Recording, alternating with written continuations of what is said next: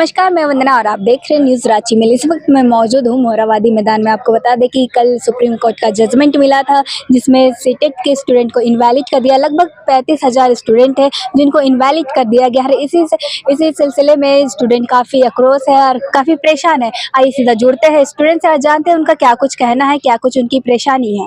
और वहाँ पे एक रिव्यू पिटिशन की भी जगह बनी हुई है। उस रिव्यू पिटिशन में बहुत सारी चीज़ें जो है वो पॉइंट वाइज हम लोगों ने नोट किया है। उस पॉइंट वाइज के अकॉर्डिंग्स हम लोग फिर से रिव्यू फाइल करेंगे। और ये जो सहायक आचार्य की नियुक्ति प्रक्रिया है उसमें जो सीटेट पास अभ्यर्थी हैं, जो दूसरे राज्यों से स्टेट पास हैं, जो झारखंड वासी मूलवासी हैं, वैसे अभ्यर्थी को जो बाहर किया गया इस प्रक्रिया से, उस प्रक्रिया को कैसे शामिल किया जाए, वो सारी चीज़ों को लेकर आज हम लोगों ने यहाँ पर एक बैठक रखी थी। सारे सीटेट अभ्यर्थी आए हुए हैं। उसमें बहुत सारे विचार विमर्श करने के बाद ये पता चला कि पहली बात है कि जो एक पॉइंट रखा गया था कि इस नियुक्ति प्रक्रिया में जनजातीय और क्षेत्रीय भाषा के आधार पर सीटेट अभ्यर्थी को इस नियुक्ति प्रक्रिया से बाहर किया गया है। तो मैं बतलाना चाहता हूं कि जो सहायक आचार्य की जो नियुक्ति प्रक्रिया हो रही थी उसमें से पेपर 2 जो था 100 मार्च का क्षेत्रीय व जनजातीय भाषा का पेपर था, जिसमें जो जेटेट पास अभ्यर्थी थे और जो सीटेट पास अभ्यर्थी थे, सहायक आचार्य की जो नियुक्ति प्रक्रिया थी वो सभी के लिए कॉमन थी। तो सारे लोगों ने उस नियुक्ति प्रक्रिया में बैठे सभी का पेपर जो था क्षेत्रीय जनजातीय भाषा था, किसी को था, किसी को हो संथाली, नागपुरी। तो इसमें से किसी भी प्रकार का द्वेष की भावना नहीं था। और किसी में हम लोग जो सीटेट अभ्यर्थी जो हैं, पहली बात बताना चाहता हूँ कि झारखंड बने 24 साल के इतिहास में मात्र 2 बार जेटेट की परीक्षा की प्रक्रिया होती है, 2013 और 2016 में। 2016 के बाद कोई भी जेटेट की परीक्षा नहीं होती है। और उसके बाद लेकिन क्या होते हैं कि प्रशिक्षण की जो तैयारी होती है, जो प्रशिक्षित शिक्षक होते हैं वो लगभग 5 से 10 लाख अभ्यर्थी जो हैं वो प्रशिक्षित शिक्षक हो चुके हैं, जो डीएलएड किए हैं या बीएड किए हैं, यहाँ तक बहुत सारे एमएड भी कर चुके हैं हायर एजुकेशन के लिए। लेकिन मैं उसके बाद भी जब यहाँ पर झारखंड में एनसीटी के रूल एंड रेगुलेशन का जो उल्लंघन होती है कि एनसीटी का रूल एंड रेगुलेशन होता है कि प्रत्येक वर्ष किसी भी राज्य में जो होना चाहिए वो स्टेट एग्जाम्स होना चाहिए, जो कि इस राज्य में 8 साल के दौरान कोई भी स्टेट की एग्जाम्स नहीं होती है। इसके लिए जेटेट के एग्जाम्स लिया जाए, इसके लिए हम लोगों ने बहुत ज़्यादा चरणबद्ध आंदोलन भी किया था। और हम लोगों के इस दौरान में सीटेट के एग्जाम्स में बैठने का मौका मिला। सभी अभ्यर्थी जितने भी यहाँ पे हैं सारे सीटेट पास हैं। और इसमें लगभग 35,000 अभ्यर्थी जो हैं इस नियुक्ति प्रक्रिया में जो है बाधित हो रहे हैं। जिस नियुक्ति प्रक्रिया में बाधित हो रहे हैं तो किस कारण से बाधित किया गया है, तो जो सारी चीज़ों को जजमेंट का जो रिपोर्ट है वो हम लोग के पास मिलने वाला है। जब उसका कॉपी हार्ड कॉपी आ जाएगी तो उसके आधार पर भी हम लोग कुछ पॉइंट को नोट डाउन करेंगे। दूसरी बात है कि जब जेटेट के पास अभ्यर्थी बोलते हैं कि सीटेट के अभ्यर्थी को निकालना चाहिए क्योंकि बाहरी है, तो क्या झारखंड के रहने वाले अभ्यर्थी किस प्रकार से बाहरी हो सकते हैं? क्या हम लोगों ने क्षेत्रीय जनजातीय भाषा नहीं जानते हैं क्या? क्षेत्रीय जनजातीय भाषा हम लोग भी जानते थे। जेटेट के परीक्षा में बैठने का मौका नहीं मिला, जिसके कारण हम आज जो है उस नियुक्ति प्रक्रिया से माननीय सुप्रीम कोर्ट के द्वारा बाहर किया गया है। तो हम लोग तो क्षेत्रीय जनजातीय भाषा जानते हैं। 2017 में हम लोग 2016 नवंबर में जब जेटेट की परीक्षा हुआ था उसमें खुद मैं 2015-17 का बीएड सत्र का छात्र हूँ। मैंने उस नियुक्ति प्रक्रिया में बैठा था, मैंने पास भी किया था, बट मेरे सर्टिफिकेट इसलिए इनवैलिड कर दिया गया था क्योंकि नियुक्ति प्रक्रिया का जो रिजल्ट था, जो जेटेट का जो सर्टिफिकेट का था, वो 11 मार्च 2017 को जारी किया गया था। और मेरा सत्र जो चलता 15-17, तो कोई भी सत्र जो होता है अगर सितंबर में कंप्लीट होता है, तो मेरा ऐसे भी इनवैलिड हो गया। हमको नियुक्ति प्रक्रिया में बैठने का नहीं मौका मिला। मैं तो बोलता हूँ कि अगर जनजातीय और क्षेत्रीय भाषा के आधार पर इस नियुक्ति प्रक्रिया को दरकिनार किया जाता है, तो मैं तो इस सब्जेक्ट में पोस्ट ग्रेजुएट भी हूँ। क्षेत्रीय जनजातीय भाषा में खोटा एक भाषा होती है, उसमें post graduate UGC net qualified हूँ। इस नियुक्ति प्रक्रिया में सबसे पहले मुझे नियुक्ति करना चाहिए था। तो क्षेत्रीय जनजातीय भाषा के बात है कि उस चरणबद्ध तरीके से आप उस नियुक्ति प्रक्रिया से हमको बाहर करना चाहते हैं, तो उस नियुक्ति प्रक्रिया में हमसे ज़्यादा एलिजिबल तो कोई नहीं हो सकता है। तो बहुत सारे चीज़ें हैं। और पहला बात है कि जो जेटेट पास अभ्यर्थी थे 11 मार्च 2017 उसका सर्टिफिकेट इशू होने के बाद 5 साल तक ही वैलिड था।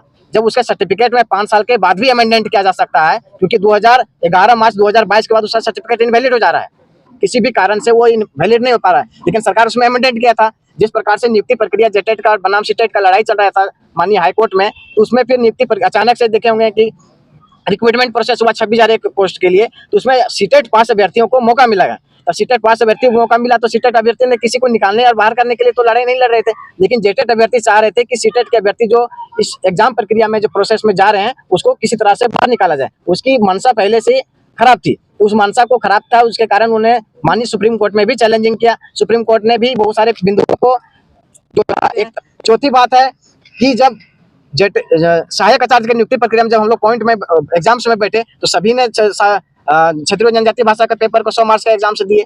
5वीं बात होती है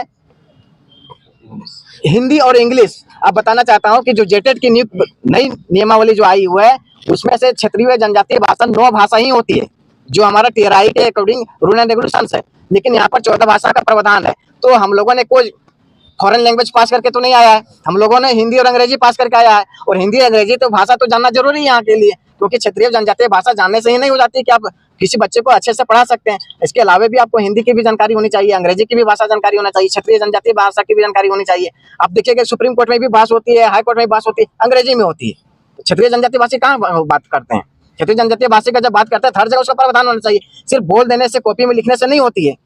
और दूसरी बात है कि अच्छा, इस फैसले से क्या कुछ मामला है जो आप लोग विरोध कर रहे हैं? मैम, मामला ये है कि जो जेटेट को ये जो सुप्रीम कोर्ट के द्वारा एक तरफा जो डिसीजन दिया गया है वही मामला है, क्योंकि हम लोग जो सीटेट वाले हैं, हम लोग भी रीजनल का जो क्षेत्रीय भाषा का एग्जाम हम लोग सहायक आचार्य में एक पेपर दे चुके हैं, जो कि 100 मार्क्स का यहाँ पर पूछा गया था। और ये जो जेटेट का जो एग्जाम हुआ है हमारे झारखंड में, जब तक झारखंड मतलब बिहार से अलग हुआ 2000 में, तब तक से मात्र 2 बार हुआ है, जब 24 साल बीतने वाला है। और ये हुआ है 2013 और 2016 में, और तब से एक भी बार जेटेट का एग्जाम मतलब उसके बाद एग्जाम नहीं हुआ है।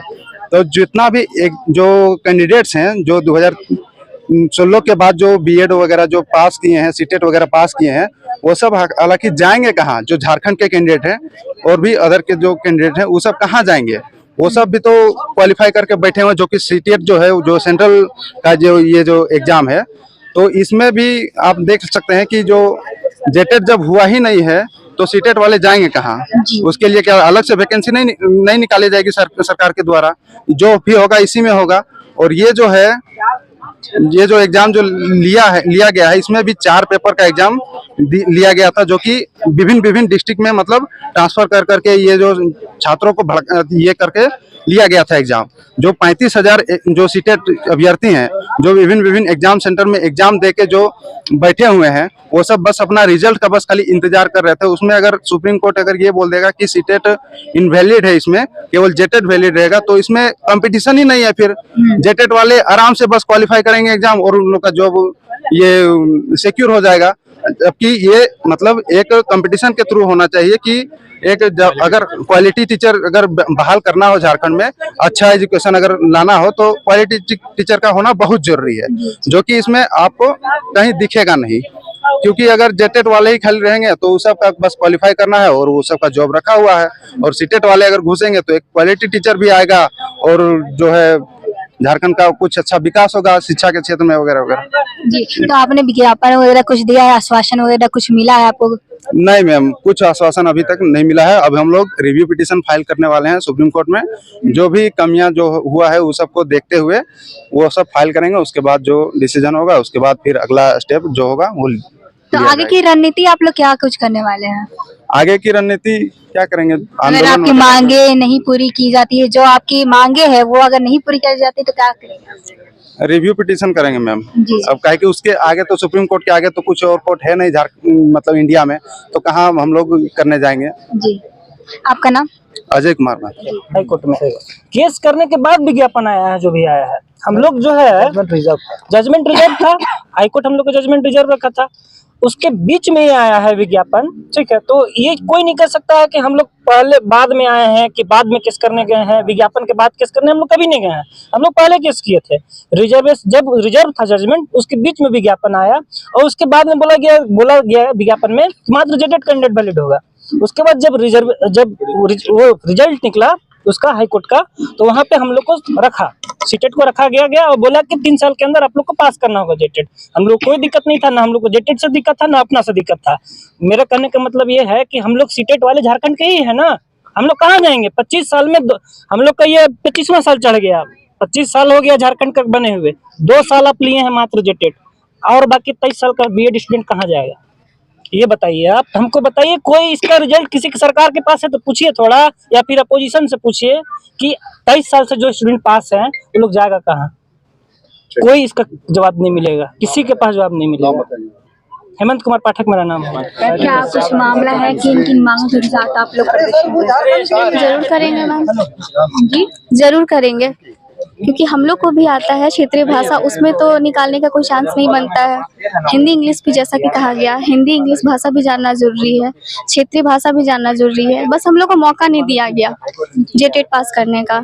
8 साल से जैसे कि बताया गया है, 16 के बाद जेटेट हुआ ही नहीं है। अगर मौका हम लोग को दिया जाता तो हम लोग जरूर जेटेट लिखते और सीटेट और हम लोग पास भी जरूर करते।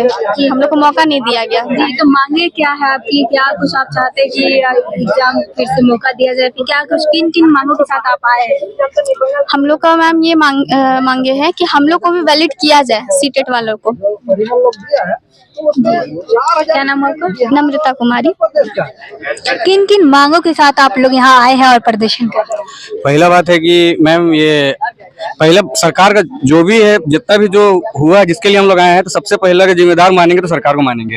कहा है कि सरकार की गलती की वजह से झारखंड का बिहार से अलग हुए 25 साल हो गया। अभी तक ले यहाँ का जो भी सरकार रहा है, अभी तक ले मात्र 2 बार ही जेटेट का आयोजन किया गया। ठीक है, अब 23 साल जो बाकी हुआ, 23 साल जो बीएड वेट किया है वो कहा जाएगा। ठीक है, मतलब कहीं ना कहीं सरकार दोस्त। हाँ ठीक है। तो हम लोग पात्रता एग्जाम होता है, सीटेट होता है, जैसे कि आप शेड्यूल 7 में समवर्ती सूची में ये एजुकेशन है, जो दोनों राज्य सरकार के पास भी है और सेंट्रल गवर्नमेंट के पास भी है। तो राज्य सरकार का पावर है कि जो उसका गाइडलाइन है कि आपको हर साल आपको जेटेट का एग्जाम लेना है, तो वो तो होता नहीं है। हम मान के चलिए, हम 2021 मेरा बीएड का सेशन था, तो 2016 में ही आपका जेटेट एग्जाम होता, हम उस तो फिर से वहाँ जाकर तो दे नहीं पाएंगे। हमको जेटेट का एग्जाम देने का कभी एक बार भी मतलब मौका ही नहीं मिला, या फिर एक बार भी दिया? नहीं, मौका नहीं मिला। मतलब आप लोग को मौका चाहिए। मौका, वो तो मौका हटाइए। अब जैसे बोला जा रहा है कि मातृभाषा सीटेट में नहीं लेता है, तो हम बता रहे हैं, जो भी बोलता है कि मातृभाषा नहीं है, तो हम झारखंड का, रांची का है और नागपुरी हम बोलने जानते हैं। आर्टिकल 350A में ये बताया गया है कि ये बोला गया है कि प्राइमरी एजुकेशन मातृभाषा होना चाहिए। ठीक है, जैसे रांची का हम लोग का नागपुरी है, तो नागपुरी है, तो नागपुरी